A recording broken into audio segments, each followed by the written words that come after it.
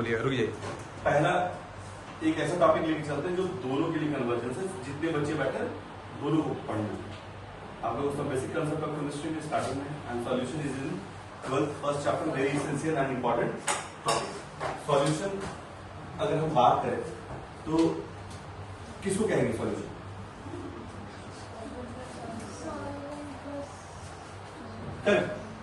That is solute plus solvent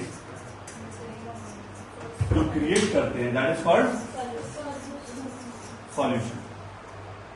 correct. In this ये किस type का अगर पूछे तो मिक्सचर किस टाइप का है और किस टाइप का मेटेरियल है? प्योर है, इम्प्योर है, पहली बात। और अगर मिक्सचर है तो किस टाइप का मिक्सचर है? इम्प्योर मिक्सचर है, प्योर मिक्सचर है, प्योर मिक्सचर। चलो ठीक है, हम बताते जाते हैं। पहली बात, जितने भी मैटर को डिवाइड करते हैं तो दो चीज में होता है, प्योर और इम्प्योर में होता है। तो जिनके पास एक अपने आइडेंटिकल पार्टिकल्स नहीं होते, मोर देन वन पार्टिकल्स होते हैं, they are always considered to be impure. तो ये किस फॉर्म में है? It is impure in nature. कैसा होगा? Always impure. जितने मिक्सचर है वो सारे क्या होंगे? इम्प्योर। लेकिन ये कैसा होगा? Homogeneous in state of nature. तो ये इम्प्योर होमोजीनियस मिक्सचर होता है। क्या होता है? इम्प्योर होमोजीनियस मिक्सचर होता है। ठीक है। ट्वेल्थ के पॉइंट ऑफ व्यू से जो आपको पढ़ना है दैट इज बाइनरी मिक्सचर। क्या पढ़ना है? सिर्फ और सिर्फ बाइनरी मिक्सचर पढ़ना है, यानी बाइनरी सॉल्यूशन पढ़ना है। अब बाइनरी सॉल्यूशन कहने का मतलब क्या है?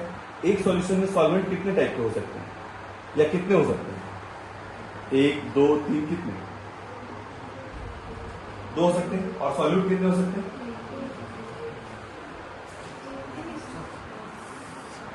कृष्ण,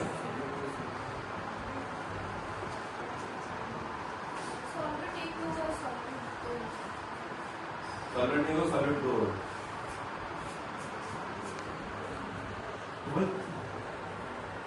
कम ऑफ दिस, ये 12th का सवाल नहीं है, ये 9th का क्वेश्चन है।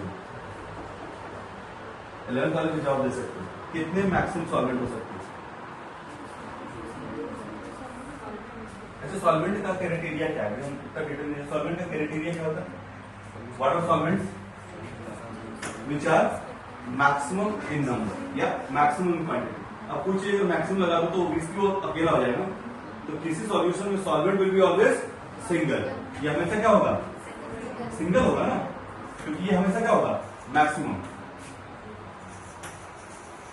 हाँ, एक सॉल्यूशन में you can have more than one solvent. एक से ज्यादा सॉल्यूट आप डाल सकते हो। आई बात समझ में? तो यहां पर अगर हम देखें तो हमारा सॉल्वेंट एक होगा बाइनरी सॉल्यूशन में and there will be only one solute. Solute क्या होगा?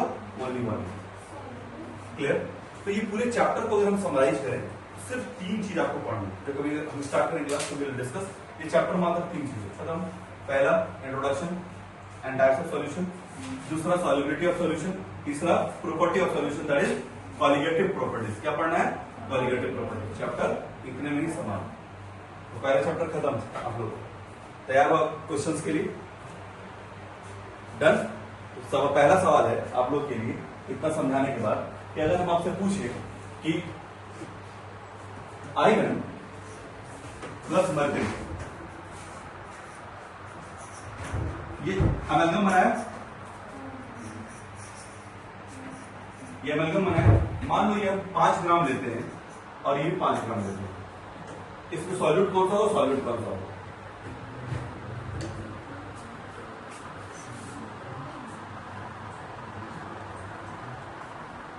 तो सर बहुत तारीफ करते हैं, लेकिन तुम लोग एकदम उम्मीदों से खरे नहीं उतर रहे। हम बहुत एक माइंडसेट लेके तुम लोग क्लास स्टार्ट करना चाह रहे, लेकिन वो माइंडसेट मेरा थोड़ा सा आप लोग उस जवाब क्यों नहीं दो? मतलब चेहरा कुछ ऐसा डरावना लग रहा है तुम लोग।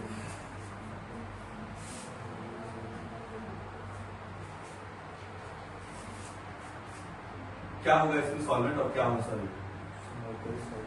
हाँ, वो जब सवाल बताने में डरूंगा, मरकरी सॉल्वेंट है एंड इसका कहना है mercury will be solvent and iron will be solute. लोग पढ़े नहीं हो, आप लोग जवाब दे रहे हो तो इसमें कोई आपको ग्रेडिंग नहीं कर रहा, बस I am just walking you up कि थोड़ा सा जज जाओ तुरंत। आई बात समझ में? Otherwise you are all are going good. तो मेरा कहने का मतलब है कि जवाब दो, जब तक गलती नहीं करोगे तब तक सीखो कैसे। और अगर आप सीखने के टेंडेंसी से क्लास नहीं कर रहे हो, सिर्फ आके और लिख रहे हो, तो फिर आपके सारे जो क्वालिटीज हैं, जो आपके सारे लर्निंग एप्टीट्यूड है, वो सब आप उसको वेस्ट कर रहे हो। Don't be a typewriter, try to be a supercomputer. जो चीजों को एनालाइज करो, सोचो तो कम से कम। खून थोड़ी पिएंगे तुम्हारा। आप क्या नाम है बेटा आपका? तनु। तनु ना? सो तनु, आपका क्या आंसर है इसमें से? सॉल्यूट कौन सा है, सॉल्वेंट कौन सा और क्यों? कोई बात नहीं, नहीं बात है कोई दिक्कत नहीं, कुछ तो आ रहा होगा आपको। मैं जो 9th में पढ़ूंगा सॉल्यूशन चैप्टर, वही matter around pure is matter around pure, ऐसा कुछ चैप्टर है, ठीक है। सॉल्यूशन, उसका कंसंट्रेशन, उसकी प्रॉपर्टीज सब पढ़ो। उस पॉइंट ऑफ व्यू से आप बताइए कि आपका क्या माइंडसेट है कि इनमें कौन सा सॉल्यूट है, कौन सा सॉल्वेंट है।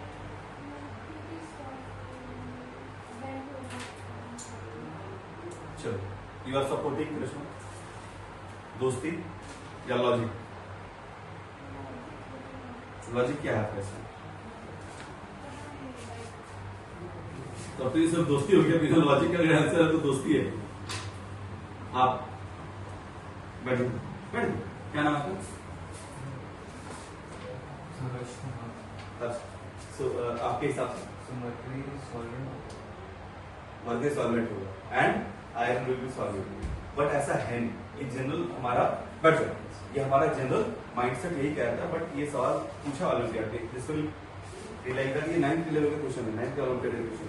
तो एक नॉर्मल स्टेटमेंट आता है कि सॉल्वेंट सिर्फ वही नहीं जिसकी ज्यादा मात्रा में, जब वैसा कंडीशन क्रिएट होता है तो सॉल्वेंट का दूसरा डिफिनेशन है that it should have the state which state the solution carries.